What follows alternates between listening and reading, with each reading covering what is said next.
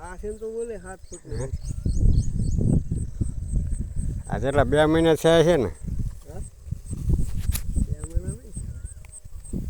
આમાં બોલે તો જબરદસ્ત છે આ તો.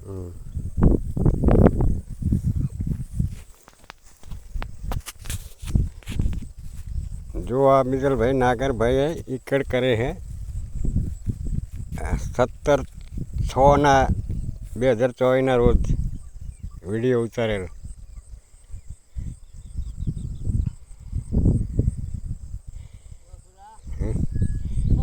જો